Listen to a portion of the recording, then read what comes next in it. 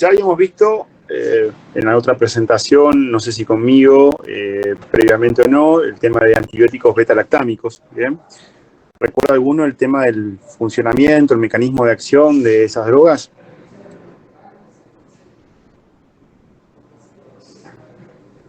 Eran bactericidas que impedían la síntesis de la pared celular. Perfecto. El mecanismo principal de todos ellos es la inhibición de la síntesis de la pared. Y como tal, generan poros en membrana con ese efecto bactericida. Independientemente de sean penicilinas, sean inhibidores de beta-lactamasa, sean monobactam, caropenemes o cefalosporinas. Cualquiera de ellos genera ese tipo de reacción como tal. La que nos queda ver, o el resto, que son bastantes, son los no beta-lactámicos. Por eso les cito acá, dentro de la misma clase de antibióticos, los glicopéptidos, los aminoglucósidos, las quinolonas, macrólidos, los nitrofuranos, las tetraciclinas, el cloranfenicol, las lincosamidas, el colistin. Bueno, vamos a tratar de hacer un resumen de todas de estos fármacos como para terminar de cerrar la idea de antibióticos. Les sugiero, después de esta taller, presentación, agarren el Goodman y refuercen cualquier guía de bibliografía acoplada que ustedes tengan como para poder apoyarse y terminar de cerrar este tema que es bastante largo y que generalmente se incluyen en los exámenes. ¿Está? Bien. Hablemos de inhibidores de la síntesis. Un segundito.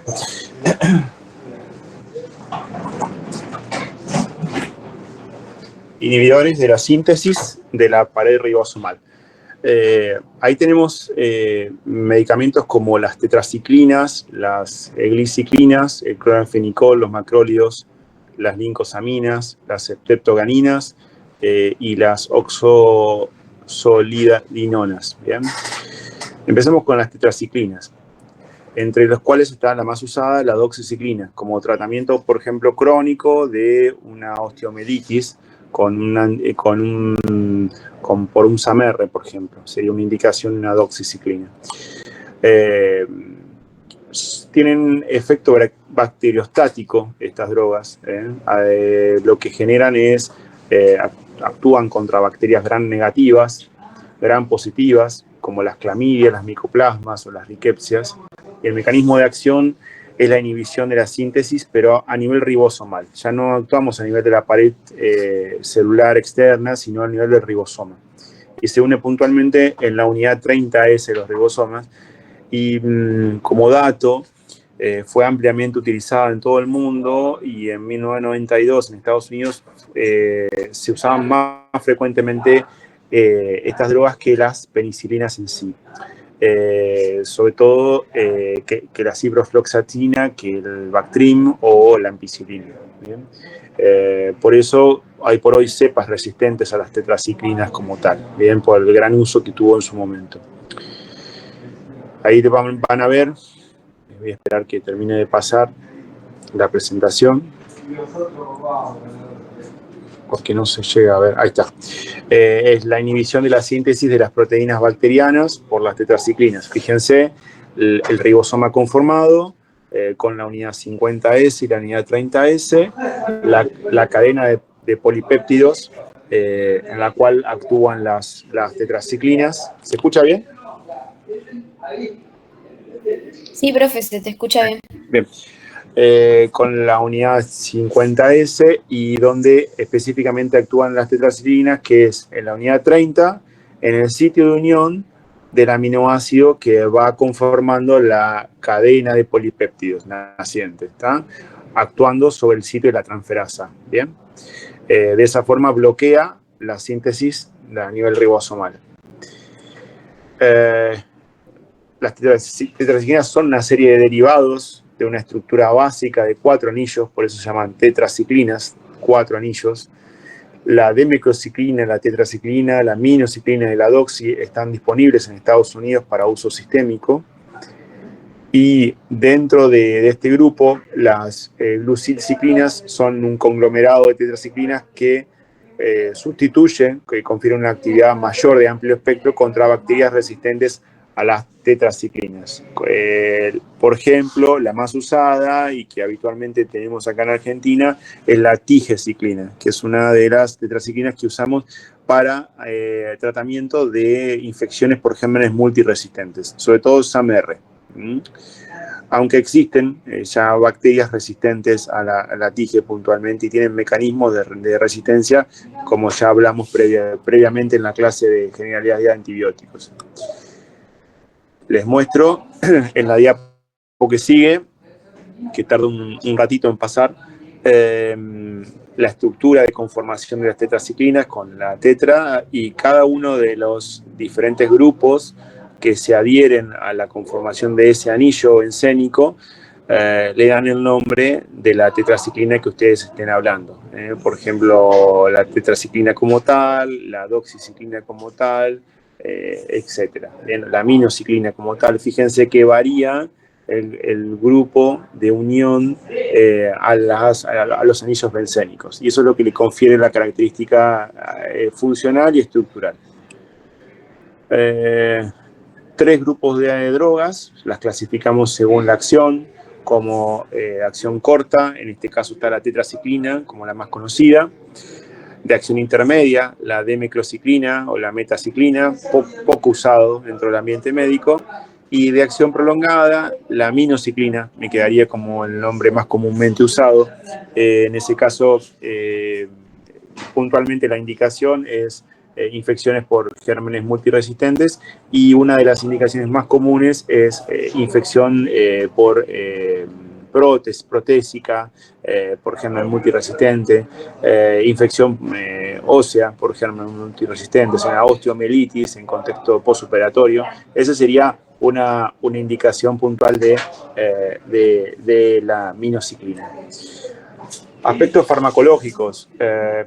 Son de absorción incompleta, se administran en ayunas, siempre cuando hay que decirle al paciente cómo dar este antibiótico se da en ayunas, se absorben 90-100% por vía oral, con el estómago vacío, y hay alimentos que alteran la absorción, o sea que los pacientes que están con esta medicación hay que decirle que no consuman leche en el momento que están tomando la medicación, que no tomen antiácidos en el momento que lo están tomando, que no tomen suplementos de hierro en ese momento, porque disminuye la absorción. ¿Bien? Y se puede encontrar a nivel de la distribución en hígado, en pulmón, en cerebro, en secreciones respiratorias, este antibiótico. Sé que difunde muy bien las membranas, son drogas bastante lipofílicas, por lo cual tienen muy buena concentración y muy buen nivel de concentración en el órgano donde uno quiere tratar. O sea, como antibiótico como tal, ese perfil farmacocinético es muy bueno. No deben administrarse en embarazo, están contraindicadas en embarazo. Los pacientes que están embarazadas no pueden recibir esta droga. No atraviesa bien la barrera hematoencefálica, no sabían si es por la estructura del anillo bencénico o porque le falta liposolubilidad, pero bueno, no sirve exactamente como para tratar infecciones en el sistema nervioso central, si no está dada puntualmente por una vía local. Por ejemplo, una administración a través de un catéter que vaya al cuarto ventrículo o una aplicación local durante una cirugía. Bien, si no es de esa forma, el antibiótico no ingresa correctamente al sistema nervioso central. Bien, y la doxi y la amino tienen excreción hepática, o sea que los pacientes que tengan falla hepática o insuficiencia hepática o cualquier trastorno que dañe el hígado, el funcionamiento hepático, debe ajustarse la dosis. ¿Bien? Efectos adversos. Si yo le pregunto efectos adversos de las tetraciclinas, tienen que acordarse nefrotoxicidad. A la cabeza, la nefrotoxicidad. Generan aumento elevado de la creatinina y pueden generar un síndrome de Fanconi, que es una acidosis tubular renal, por ejemplo, el empleo de una tetraciclina vencida. Y eso puede generar, sobre todo en esos pacientes, ha generado ese tipo de daño. Y la hepatotoxicidad genera insuficiencia hepática, genera ictericia, o sea, pacientes con daño hepático agudo no debería darse, debería estar contraindicada. Puede generar pigmentación amarilla en dientes, es como otro dato a tener en cuenta. Y con la aminociclina también están reportados trastornos vestibulares. ¿Sabes? Son pacientes con mareos o pacientes añosos, con múltiples comorbilidades, que tienen mareos crónicos. Bueno, ustedes deberían evaluar la necesidad de tratar o no con minociclina, sí o no, por esa característica.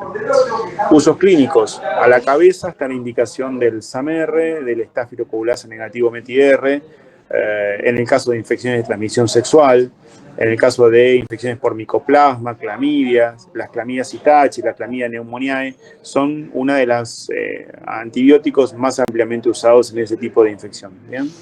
En la brucelosis, en el Vibrio cholerae también puede llegar a utilizarse, y en los casos de profilaxis o tratamiento de malaria por el famoso Plasmodium falciparum, incluyendo cepas resistentes a mefloquina, en esos casos podrían usarse.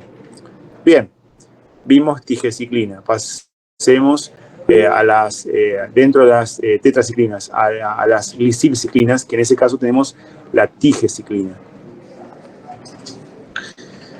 La tigeciclina es un derivado sintético de las tetra, es una droga bacteriostática como tal, también actúa sobre la subunidad 30S.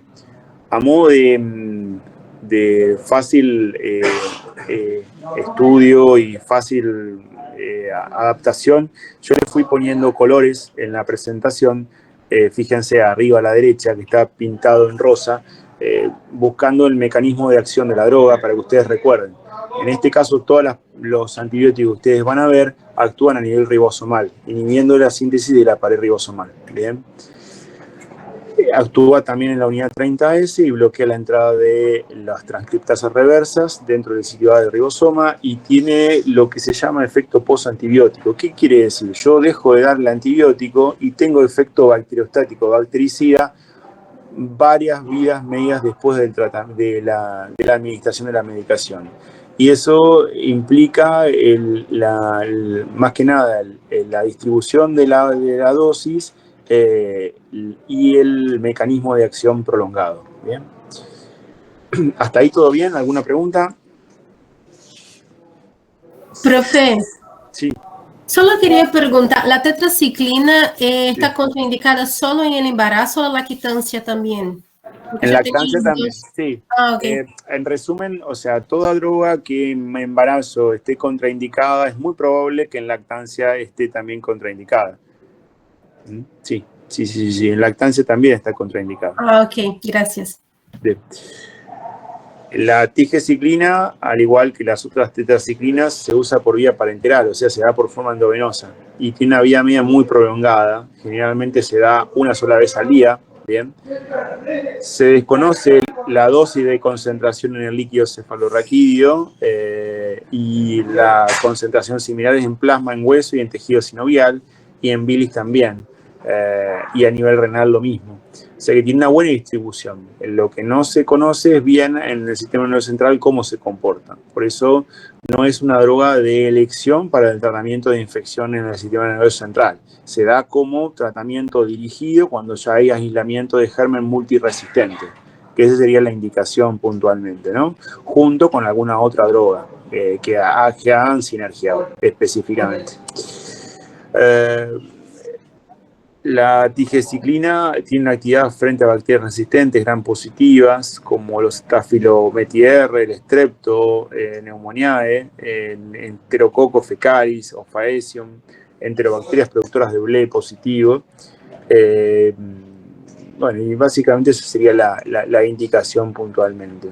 Tiene alguna actividad contra las proteus o providencia o morganelas, pero generalmente la principal indicación son el primer ítem, los gérmenes multiresistentes, METI-R y Pneumoniae, productor de beta-lactamasas. Náuseas y vómitos es lo más común que genera, ¿bien?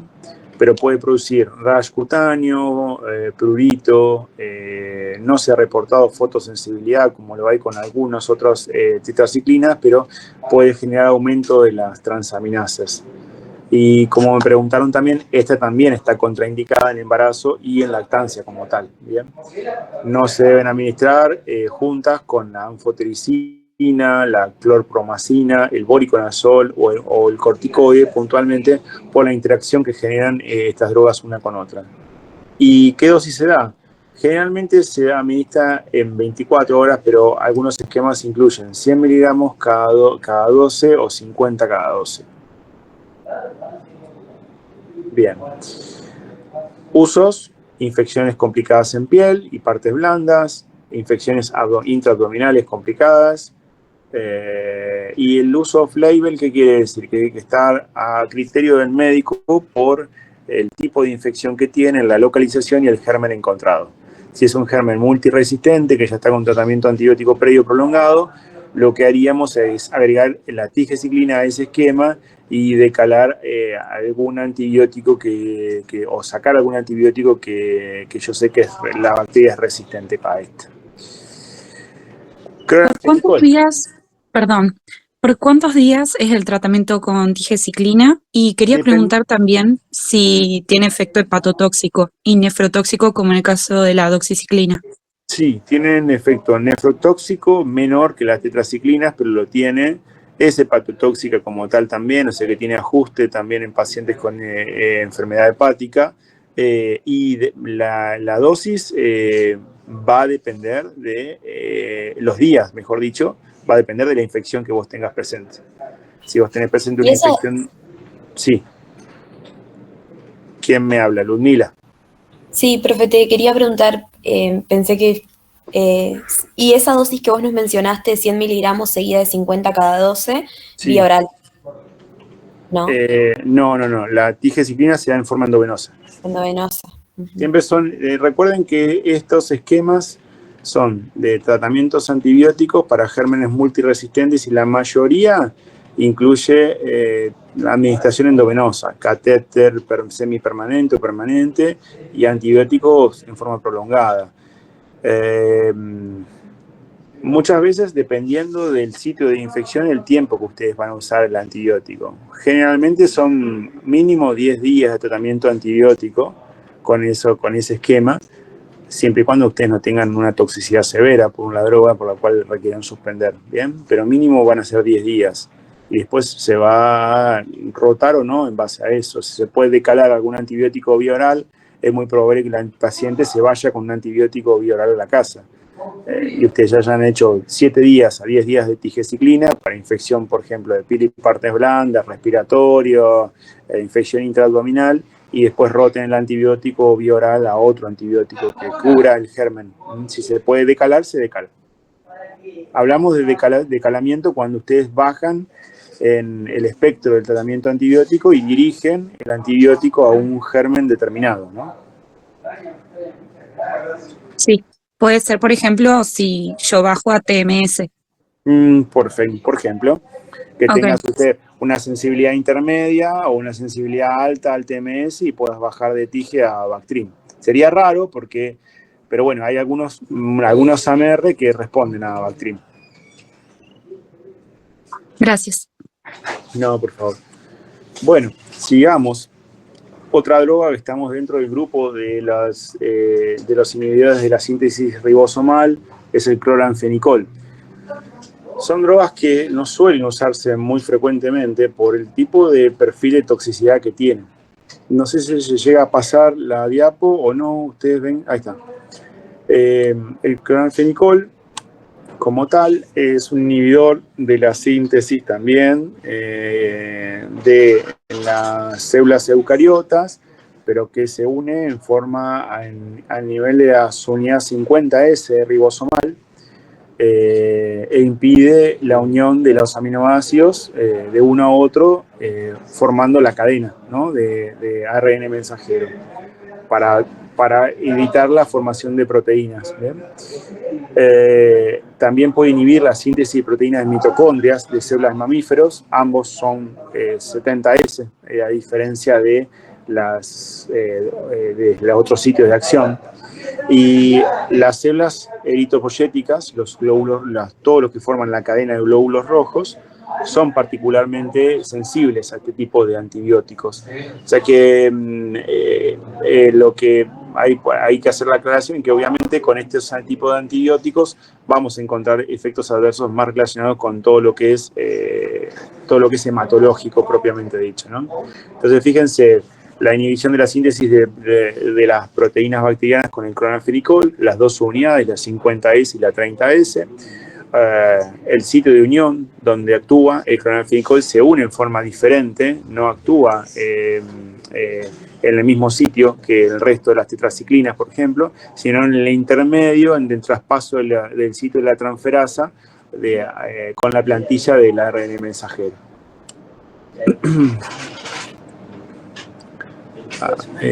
Ahí no sé si llegan a ver la imagen. Voy a dar un segundito de tiempo. Lo que estoy viendo es que está bastante pesado la imagen como para poder pasarla al mismo tiempo. Si me dan un segundito, lo que voy a hacer es transferirlo a PDF y ver si ustedes... Ahí pueden ver, ¿no? Los efectos adversos. Sí, profe, generalmente Bien. las fotos tardan un ratito nada más en pasar. Bueno, si ustedes se bancan eso, seguimos. Si no, lo paso a PDF. En cuanto a los beneficios y los efectos adversos del cloralfenicol, los beneficios, ustedes siempre tengan en cuenta que superan los riesgos, si no la droga no se utilizaría como tal. Pero es una droga con un espectro, con una, por decirlo así, área bajo la curva bastante pequeña. Entonces, ustedes pueden llegar a tener toxicidades severas con el uso, sobre todo si es dosis prolongadas o pacientes que sean alérgicos a la medicación puntual como tal. ¿Para qué se usa? Se usa para la fiebre tifoidea, que cuando las quinolonas o las cefalosporinas fracasaron, bien, y se usa 1 gramo cada 6 horas durante 4 semanas, esa sería la dosis para la fiebre tifoidea. Se usa cuando el paciente es alérgico a beta-lactámicos y ustedes tienen, por ejemplo, una meningitis bacteriana grave en países que no están desarrollados y que no tienen, por ejemplo, vancomicina, no tienen imipenem, meropenem, drogas como tal que tienen un perfil de seguridad un poco mayor. Bueno, pueden darle la dosis que es 50 miligramos por kilo, dividida en 4 dosis iguales en forma endovenosa para tratar la meningitis. Enfermedades por riquepsias, si las tetraciclinas no fallaron o el paciente no anduvo bien o tiene alguna contraindicación para usar las tetraciclinas, sería una droga de elección. Fíjense las indicaciones: fiebre por síndrome maculoso de las montañas rocosas, o fiebre tifoidea de epidémica murina, o fiebre Q. Son indicaciones puntuales para el uso de este tipo de droga, no se usa en todos los casos. Y la terapia debe continuarse hasta que el paciente haya mejorado y no tenga fiebre por 48 horas. O sea, fíjense el nivel de toxicidad que tiene una droga, que en las primeras 48 horas, si el paciente mejora, se la suspendemos, ¿bien? Porque generalmente estos pacientes terminan o en falla hepática o en falla renal o con una toxicidad hematológica grave. Estoy pasando a la siguiente diapositiva, me espero un ratito que aparezca.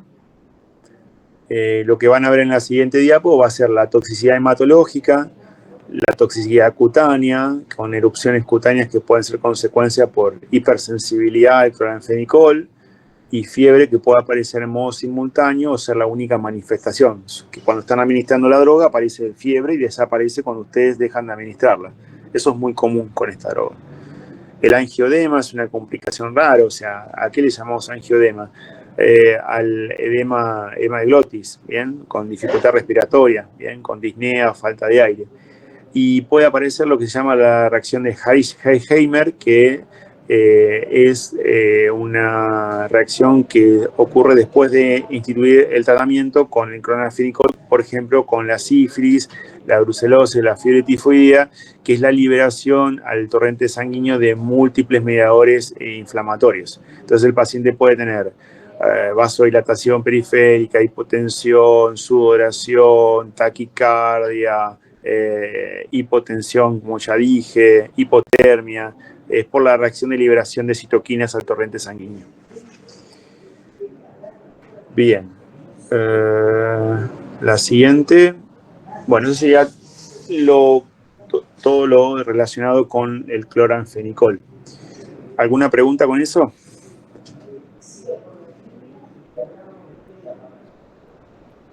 Chicos.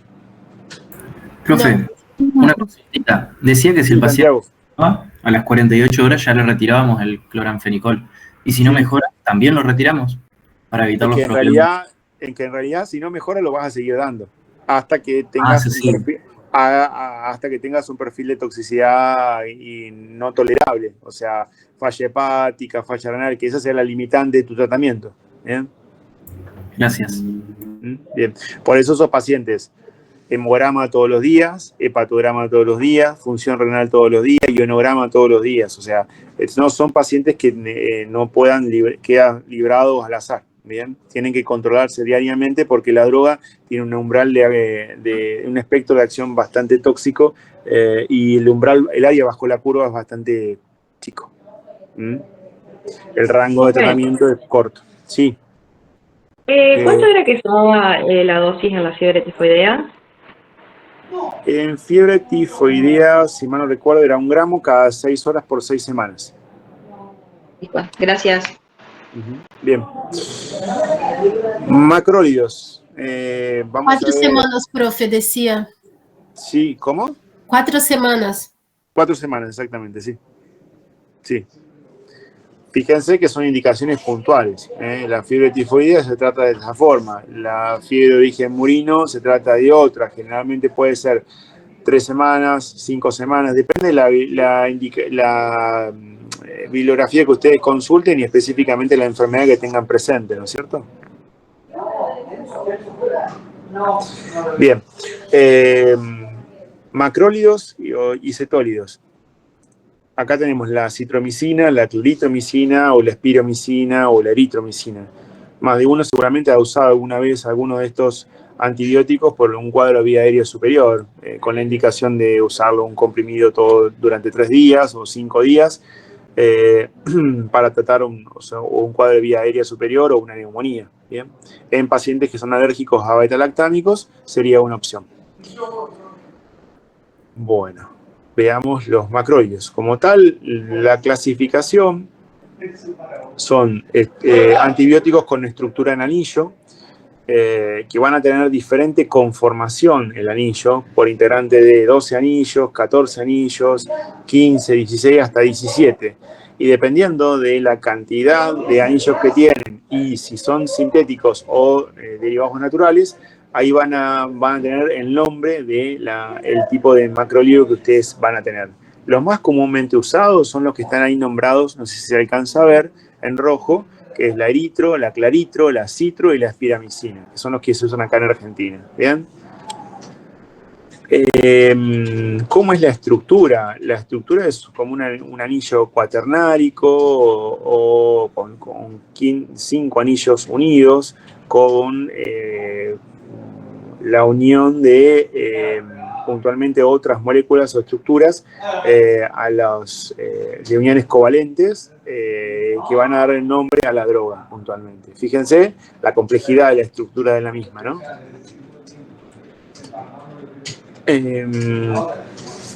A modo de explicación, esto inhiben también la síntesis de proteínas bacterianas, también son inhibidores a nivel ribosomal y actúan entre la unidad 50 y la unidad 30, específicamente en la unidad 50S, inhibiendo el pase de la transcriptasa reversa. ¿Bien?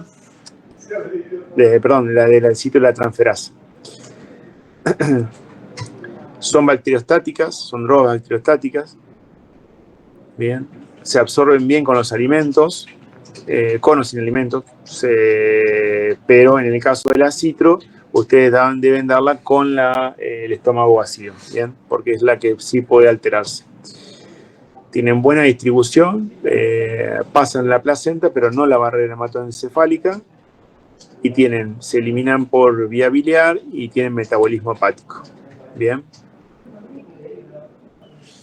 ¿Dónde la usamos? La usamos sobre todo para infecciones por micobacterias no tuberculosas, como por ejemplo la clindamicina, ¿bien? Lo usamos para la toxoplasmosis, por ejemplo, por Toxoplasma gondii con espiramicina o claritro. Pero también la podemos usar para la enfermedad por Streptococcus pneumoniae, Streptococcus pyogenes, Agalactiae o Staphylococcus aureus metiese, que aislamos específicamente en el antibiograma o en el cultivo ese germen y vemos esa sensibilidad y el paciente es alérgico a beta-lactámicos, es una opción a utilizar. ¿Bien? ¿Qué efectos producen? Generalmente, y esto es lo más común, los pacientes que toman acitromicina, Spiro, tienen náuseas, vómitos, dolor abdominal y diarrea. Es lo más común que tienen los pacientes. Una sensación como de estómago lleno, de vómitos todo el tiempo. Por eso muchas veces hay que agregarle a estos pacientes metoclopramida, indicarles que eventualmente si no es acitromicina que lo usen, que lo tomen con las comidas, al antibiótico para poder mejorar el tema de la tolerancia. Y pueden aparecer tinnitus, mareos o alteraciones en la audición. Por eso en los pacientes que tienen antecedentes de este tipo de patologías habría que obviar usarlas. ¿Bien? Pueden generar taquicardia ventricular con prolongación del QT y pérdida de la audición. Sé que en pacientes añosos que tengan algún trastorno auditivo, ojo con el uso de los macrólidos, porque pueden dañar ¿cómo se llama? La audición en esos pacientes. Usos clínicos, hay muchos. Vamos a ver alternativas en pacientes alérgicos a penicilina, infección inflamatoria pelviana en el embarazo, sobre todo en el embarazo puede ser, chancros por tracomas, linfogranuloma venérea, gastroenteritis por Clostridium jejuni o infección por Helicobacter pylori. Es muy común dar este antibiótico para infecciones por gastritis crónica por el Helicobacter. Y de hecho hay esquemas de tripletes de antibiótico que se da junto con esto, como para tratar la infección por Helicobacter. Y es este antibiótico el que mayor perfil de intolerancia gástrica tiene en el tratamiento por Helicobacter pylori. Bien. Lincosamidas o clindamicina. Pasamos hasta ahí como venimos, chicos. ¿Me escuchan bien? Sí, todo bien. Bien.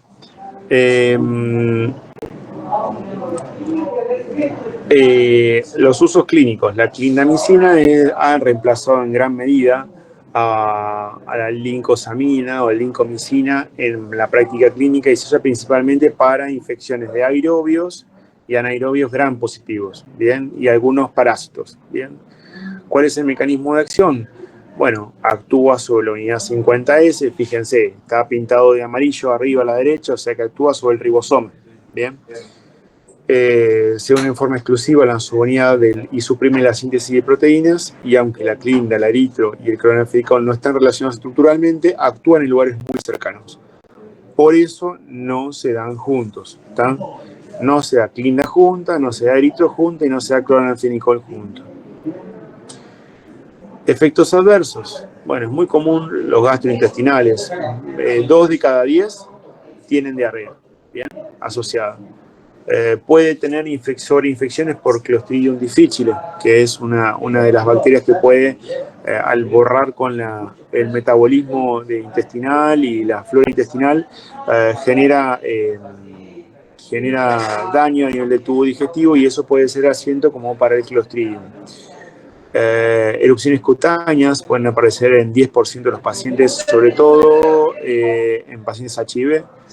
Síndrome de Stevens-Johnson, yo he tenido en terapia intensiva, les diría 5 o 6 pacientes con infecciones graves por procesos graves como síndrome de Lai o Stevens-Johnson por el uso de clindamicina. Y generalmente se asoció con alguna otra droga que también lo producía.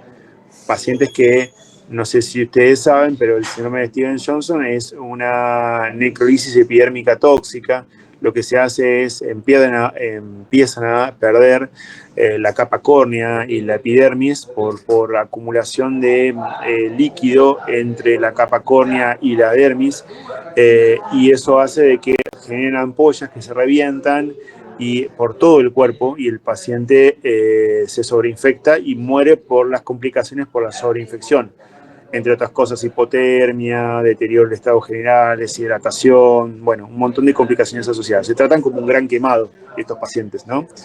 Van a quirófano la mayor parte de los días o día por medio para hacer las curaciones, se los cura con film, Plapsul, generalmente requiere intubación no traqueal, con protección de vía aérea, son realmente complicaciones muy graves del tratamiento con esto. Y el síndrome de Stevens-Johnson, el de Lyell, a diferencia del Stevens-Johnson, compromete mucosas, es decir, la boca, el ano, el tubo digestivo, está comprometido por las lesiones tóxicas que genera esta medicación. ¿Qué genera? Aumento del GOT-GPT, puede generar granulocitopenia, trombocitopenia o otras reacciones hematológicas.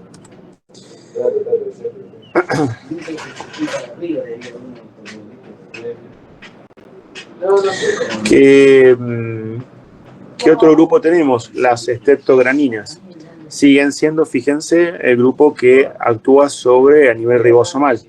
Puede ser 30, vamos a ver en qué sitio actúa, ¿no? Su uso clínico es una combinación fija de una streptogranina B y la dalfupristina, que es una streptogranina A, una relación 30-70, y se envían por vía endovenosa. Y se reservan específicamente para infecciones graves que no respondieron a los otros antibióticos. Inhibidores de la síntesis de proteína de la unidad 50S, tiene actividad bactericida a diferencia de las anteriores. Se reservan para infecciones graves cuando el germen resistente a banco, por ejemplo, a vancomicira, un enterococo banco R, puede usarse una streptogranina. Una neumonía típica por Mycoplasma pneumoniae o por Legionella o por Clamidia pneumoniae puede ser de utilidad usar esta droga. Y tampoco tengo dosis ni tampoco tengo demasiados efectos adversos, así que me remito a decirles, miren, se usa en determinados casos, pero es más recomendación de expertos y seguimiento por infectología en estos casos. Profe, sí. Ahí dice que, o sea, es inactiva frente a microorganismos gram negativos, o sea, los microorganismos gram negativos directamente no los afecta. No. O sea, si vos... No. O sea que, a ver, generalmente llegaste a una streptoganina cuando vos ya tenés documentado el germen que vos les vas a tratar, ¿no es cierto? Entonces, descartaste infección por alguna bacilo gram negativo, o un coco gram negativo, y terminás tratando con ese antibiótico bacterias que sí sabés que son sensibles, obviamente, ¿no? Dale, buenísimo. Bueno, y llegamos a las oxazolidinonas, que es el linezolid y el tedisolid. Son drogas bastante nuevas, de origen, el segundo de la clase de este grupo es el tedisolid, el primero fue el linezolid, que originó la clase de este tipo de drogas. Son inhibidores de la síntesis de proteínas ribosomales, actúan contra gram positivos, multiresistentes. O sea, cuando usamos estas drogas, cuando tratamos con otros antibióticos, no mejoraron y el paciente tiene una droga multiresistente, que sea específicamente gram positiva. Bien. Entonces, fíjense que en la diapo siguiente, que todavía no pasó, no sirve para gram negativos, aerobios como anaerobios. Es una droga bacteriostática contra enterococos, estafilococo, pero pueden ser bactericida contra estreptococos. Tienen una actividad similar, el tedisolid y el linezolid, puntualmente, y solo lo reservamos para para infecciones graves con gérmenes multiresistentes. Inhiben la síntesis de proteínas uniéndose a la unidad 50S, impidiendo que se forme el complejo. Y es el mecanismo de acción único útil en pacientes con, por ejemplo, infección por SAM-R, Staphylococcus aureus METI-R, Staphylococcus aureus METI-R, banco R y Enterococo banco R. Cuando hablo de banco es de vancomicina, ¿no es cierto? Por las dudas aclaro, bueno, vaya a prestar esa confusión. Dosis, se da 600 miligramos 2 veces por día, por boca o por vía endovenosa. Generalmente lo usamos endovenoso. Y después que el paciente mejora, se puede llegar a la casa con una dosis vía oral. Creo que en Argentina solamente está disponible por vía endovenosa. Inicialmente se recomienda regímenes de 400 miligramos 2 veces por día para el tratamiento de infecciones no complicadas en piel o estructuras de la piel en el adulto. ¿Bien? Para el resto deberíamos dar 600. Y el Tedisolid, a diferencia del INE, la dosis es más baja. Se puede dar 200 miligramos una vez por día, o dos endovenoso o vía oral. ¿Bien? Bien. ¿Hasta ahí todo bien? Sí, profe. Bien, perfecto. Perdón, entonces, si yo tengo un paciente que tiene alguna de las bacterias que sea resistente a la vancomicina, ¿puedo ir con el Linezolid? Sí, te plantearían el Linezolid como tal, y es una de las drogas o herramientas de elección en la terapia intensiva o en otra unidad cerrada, el Linezolid como tal, sí. Puedes usar banco Line, pero habitualmente tratás de sacar la banco y continuar con Linezolid. Perfecto.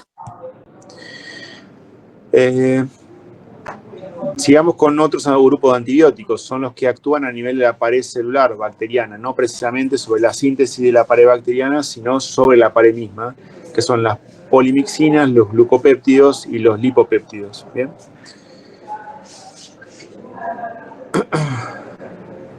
Bien, las polimixinas están estrechamente relacionadas con las polimixinas que genera el Bacillus de polimixa, por eso se llama polimixines. La polimixina B fue la primera desarrollada, una de las primeras utilizadas, y es una mezcla de polimixina B1 y B2. Hay múltiples polimixinas. La colistina es un tipo de polimixina y es un antibiótico muy comúnmente usado dentro de la vía sanatorial, por decirlo así, ¿no? Es una polimixina E y es producida por el Bacillus colistinum, se da en forma endovenosa generalmente, o puede usarse en forma tópica. Bien, es raro de que venga una forma vía oral, o sea, no viene vía oral, o se da tópica como colistina base o se da en forma endovenosa. ¿Para qué actúan? Sobre bacterias gram negativas, que eran un poco las que habíamos dejado de lado antes con las tetraciclinas, con las lincosamidas, con el cloranfenicol, etc. Pero bueno, es una de las actúa contra gram negativas, principalmente los aerobios, las pseudomonas, las cinetobacter, las enterobacterias, que son susceptibles, excepto el Proteus y la Serratia o las Tenotrophomona, la Burkholderia, que son resistentes. ¿Bien? Pero generalmente el resto de bacterias gram negativas son sensibles a la colistina. ¿Qué más para decirles? La resistencia a la colistina es rara, pero se ha documentado con algunos Acinetobacter o Klebsielas. Es muy lipofílica, por lo cual atraviesa fácilmente barrera hematoencefálica. Y la colistina como uso tópico está disponible en colirios, ¿bien? Para compuestos para infecciones a nivel óptico, ¿bien? O componentes del ojo. Y tiene como efecto adverso más comúnmente la nefrotoxicidad, que está relacionada con la dosis. Generalmente se da en pacientes que usan dosis de carga, que suele indicarse dentro de la unidad las infecciones generalizadas, dosis de carga y después dosis de mantenimiento. La dosis de carga es la dosis de ataque, por decirlo así. Generalmente la dosis de ataque de colistina es de 800 miligramos y después se da una dosis de 100 miligramos cada 8 horas. Pero lo lógico o lo que estaría bien indicado sería el cálculo de dosis según tablas que tienen que ver con la edad, la función renal y el clearance de creatinina, que le van a dar la dosis ajustada de colistina. Eso sería lo lógico a usar. Habitualmente en la práctica se da una dosis de carga y a las 8 horas se arranca con 100 cada 8. ¿Está? Dosis de carga de 800. Y habitualmente se la suele dar asociada a otras drogas, por ejemplo, ¿no? Cuando tenemos infecciones por agentes multiresistentes con glucopéptidos y algún carbapenem. Sí, exactamente. Por eso das, por ejemplo, un esquema muy común, pacientes, por ejemplo, shock séptico con pacientes ya internado, institucionalizado, con infecciones complejas previas. Damos banco, damos mero o imipenem y colistina asociada. Bien. ¿Se entendió, Nadia? Sí, gracias. Perfecto. Y creo que esto es la última diapo, o una de las últimas. Vancomicina, teicoplanina, son las últimas drogas que son los glucopéptidos y lipoglucopéptidos. Bien. La vancomicina y la teicoplanina suelen utilizarse en pacientes con infecciones múltiples, pacientes con shock séptico, como tratamiento para gérmenes gram positivos. Son bactericidas, inhiben la síntesis de peptidoglicanos a nivel de la pared celular, lo que afecta a la permeabilidad de la membrana citoplasmática, y eso genera poros por donde cual discurren el agua, entre otras cosas, y arrastran mecanismos de inflamación biológica, y por lo cual las bacterias se mueren. O sea, se pierde la homeostasis intra y extracelular por los poros que genera esta droga. Hay varias cepas como el Staphylo hemolyticus o el Staphylococcus epidermides que son menos susceptibles a la teicoplanina que a la vanco, pero generalmente la mayoría de las drogas son susceptibles. Bien. Farmacodinamia, como yo lo expliqué, inhiben la síntesis de la pared celular al unirse con el extremo terminal D-alanina y D-alanina. Tienen gran tamaño molecular, tienen mayor potencia. La telavancina y la oritavancina tienen dos efectos aparte, por eso los lipoglucopéptidos son más potentes, y estos efectos conducen a una actividad bactericida más rápida que la vanco, y por eso a veces se prefiere dar esta droga si está disponible. Creo que en Argentina no está disponible la telavancina como tal. Bien. Este es un gráfico que le muestra la acción de la vancomicina puntualmente en el libro, con inhibición de la síntesis de la pared celular, que ahora lo van a ver. Ahí está.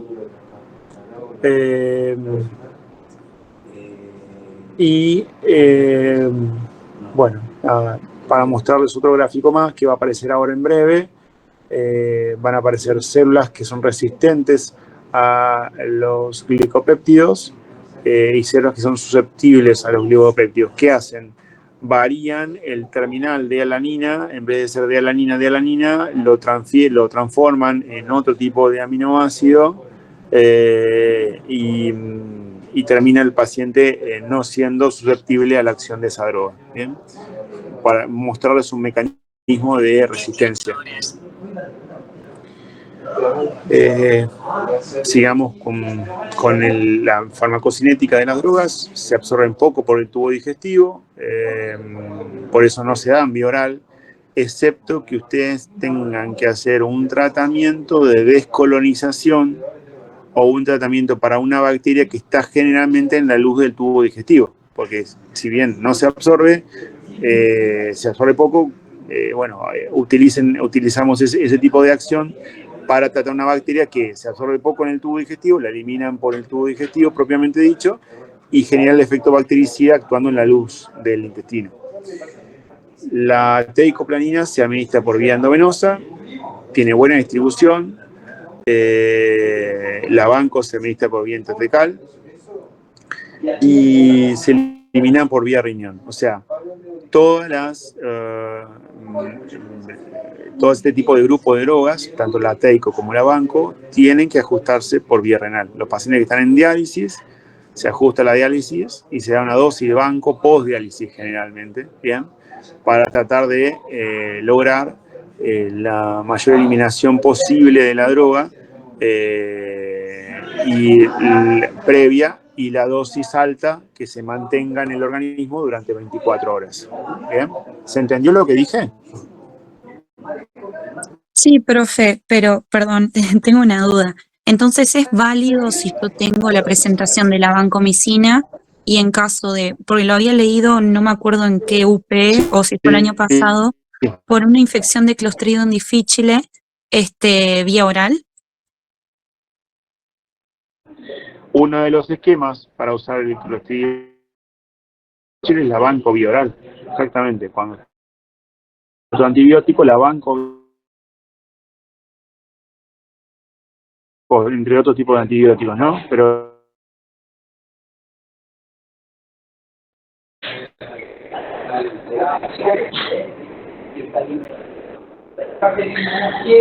bien, otra cuestión es la eliminación de la vancomicina. Fíjense que en pacientes, todavía no pasó la diapo. A ver, sí.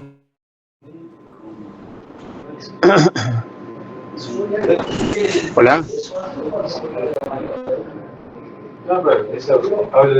Bien. Sí se ve, profe.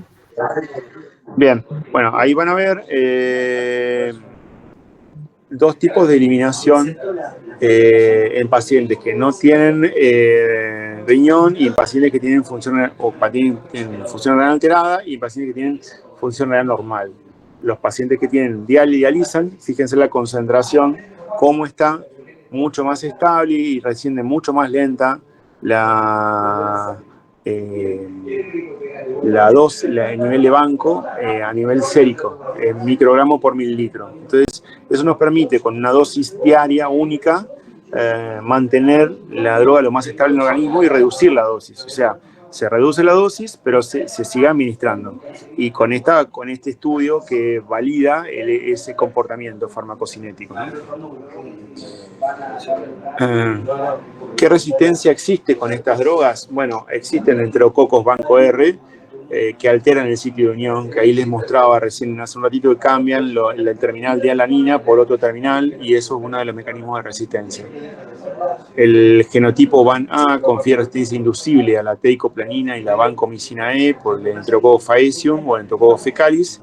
Y hay un genotipo VAN-B que tiene menor resistencia, que parece ser inducible por el tratamiento crónico, pero bueno, cada bacteria tiene un comportamiento distinto. Pero a modo de síntesis, sepan que lo que hacen las bacterias es cambiar el terminal de D-alanina por otro tipo de terminal y eso le confiere resistencia más alta al uso de la banco. Son drogas bactericidas,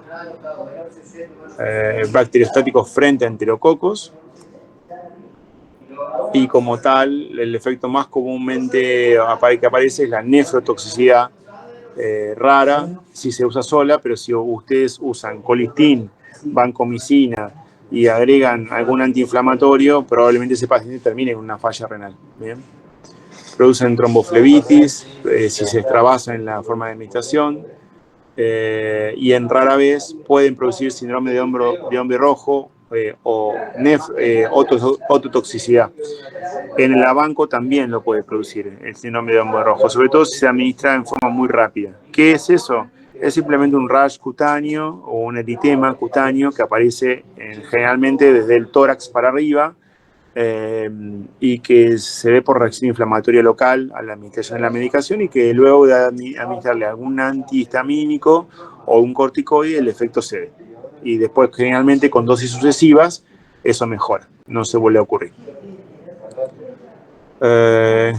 Bueno, acá les puse, habías puesto precios de la vancomicina o precios de la tecoplanina. Y nos quedarían las quinolonas y los macrólidos. Las quinolonas son puntualmente derivados del ácido nalidíxico, interfieren en la síntesis del ADN, es otro mecanismo, cambiamos rotundamente lo que veníamos viendo, inhibiendo la ADN girasa, gran negativos, y la topoisomerasa 4, en gran positivos, y son enzimas esenciales para la replicación. Y son drogas que lo que ustedes tendrían que recordar que depende de la dosis que dan, es el efecto bactericida que tenemos, o sea, que son bactericidas concentración dependiente. Es una característica muy común o muy típica de las quinolonas.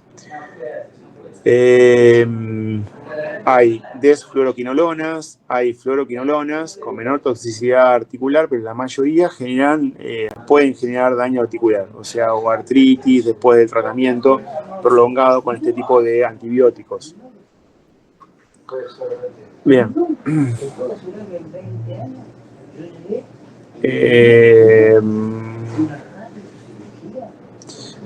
Bien, mecanismo de acción, acuérdense, lo que hacen las fluoroquinolonas es romper con la cadena de ADN, actuando sobre el ADN girasa, impidiendo que la doble hélice se forme, bien. Por eso son muy sensibles para el tipo de células que tengan ADN en su conformación, bien. Acá les presento el mecanismo de acción. La primera en aparición fueron clasificando por primera generación, segunda, tercera y cuarta, por la forma en que fueron apareciendo, ¿no? La primera fue el ácido nalidíxico, y en la segunda generación ya conocemos algunas que usamos todos los días, como la cipro, como la norfloxacina, como la levofloxacina, ¿bien? Y la última generación, la que más usamos, es la moxifloxacina, ¿bien? Como quinolona. La estructura molecular es muy similar una de otra, varían obviamente con el tipo de grupo unido adyacente a ese anillo bencénico. Se absorben muy bien por vía oral, tienen una buena disponibilidad, pero generalmente tienen una muy mala tolerancia digestiva. De hecho, los pacientes con tratamiento prolongado por ciprofloxacina pueden desarrollar dolor abdominal intenso, diarrea, vómitos, ¿bien? Se distribuyen bien por todo el organismo, incluyendo próstata, mucosa bronquial, pulmón, vesículas, riñón, hueso y tracto genital, ¿bien? Y se bloquean la absorción con preparaciones que contengan aluminio, magnesio, zinc y hierro. O sea, por ejemplo, ustedes tienen salicilato de bismuto o crema de bismuto que les va a alterar la absorción de la ciprofloxacina, que habitualmente la podemos llegar a usar en diarrea, la crema de bismuto, o sea que ojo con eso. Después tienen como sulfato de magnesio o algún derivado del magnesio que se usa como jarabe para el tratamiento de las gastritis crónicas, como Milanta, por ejemplo, o en los casos de gastritis y náuseas durante el embarazo. La Milanta contiene magnesio, contiene aluminio, y ustedes pueden alterar la absorción de la ciprofloxacina, o va a interaccionar, o sea que no deberían darlos al mismo momento. ¿Bien? Se eliminan por vía renal. Se puede dar en pacientes con deterioro de la función renal, pero que hay que ajustar la dosis. Bien. Y bueno, actúan sobre gran positivos, sobre gran negativos, sobre bacilos gran negativos, contra brucela, legionela. O sea, tienen un espectro bastante amplio de acción, por lo cual permiten ser drogas de inicio para múltiples tratamientos o de uso empírico, si no conocemos el germen que estamos tratando. Y efectos adversos que tienen, bueno, lo más común van a encontrar el rash, la urticaria, la fotosensibilidad, son muy comunes, pero pueden ver tendinitis con ruptura del tendón de Aquiles en pacientes añosos que son muy deportistas y que están exigidos a una tensión muscular muy alta, una exigencia muy alta, y están tomando levofloxacina. La levofloxacina dentro de las quinolonas es la que más produce este tipo de alteración. No deben usarse por alteración del cartílago de crecimiento en niños y en mujeres embarazadas. Por eso no son drogas que habitualmente ustedes indiquen a estos pacientes. Interacciones medicamentosas, bueno, generalmente con compuestos con cationes multivalentes o la teofilina o la cafeína alteran la acción de esta droga, o sea que deberían decirle al paciente que no consuma café o no consuma una droga que tenga teofilina en el momento que esté tomando la medicación. Los usos hay múltiples. Infecciones genitourinarias, infecciones respiratorias, infecciones del tracto urinario, infecciones de transmisión sexual, gastroenteritis bacterianas, incluyendo la diarrea del viajero. Es el antibiótico que ustedes deberían usar para poder llevar, y si un viajero empieza con diarrea, utilizar el ciprofloxacino durante 48, 72 horas. ¿Bien? La norfloxacina es usada para infecciones urinarias no complicadas y profilaxis para peritonitis bacteriana espontánea. Y creo que esta sería el último grupo de drogas, que son las sulfonamidas, que es la timetropima sulfametoxazol o la sulfadiazina de plata, que es la siguiente diapo que van a ver ustedes ahora, que es el famoso Bactrim y el cotrimoxazol. ¿Qué mecanismo tienen? Bueno, lo que hacen, actúan inhibiendo la vía de acción de los folatos. Específicamente las sulfonamidas actúan sobre el PABA, que es el ácido paraminobenzoico, y la trimetopima y la piramitamina actúan sobre el ácido dihidrofólico y la dihidrofolato reductasa, inhibiendo puntualmente las enzimas. Son inhibidores competitivos de esta enzima.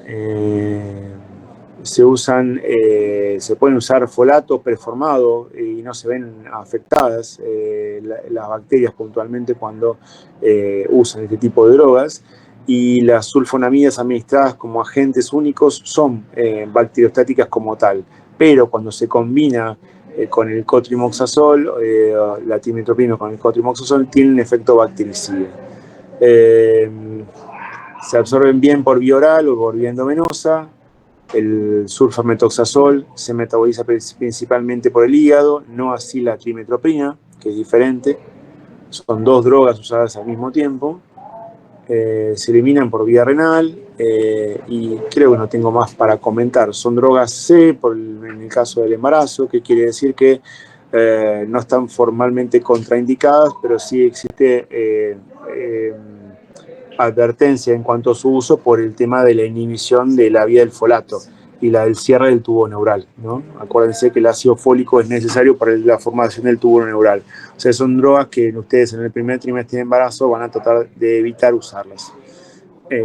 Falla renal es muy rara y es reversible, y se usa mucho para el tratamiento de infecciones por piel y partes blandas. ¿Bien?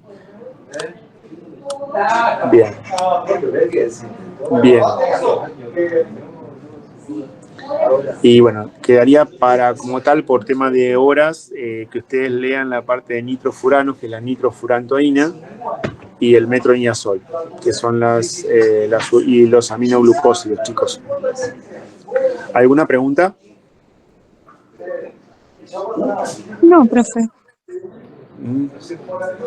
Es mucha información. Yo les sugiero que terminen, yo les voy a pasar, pásenme por acá alguno de los teléfonos de ustedes o algún mail, entonces yo les puedo enviar la clase si no la tienen, así pueden leer la parte de aminoglucósidos, metronidazol y nitrofuranos, que son los que quedarían en honor al tiempo. Profe, yo soy recursante y a mí me quedó su presentación del año pasado. ¿La misma? Sí, es la misma, no cambió mucho, la verdad que no, porque generalmente los antibióticos, excepto que salgan drogas nuevas que todavía no he incorporado esas drogas, es lo mismo. O sea, durante fácil 5 años vamos a estar hablando de las mismas drogas. Ah, bueno, listo. Gracias. Así que Sol pasa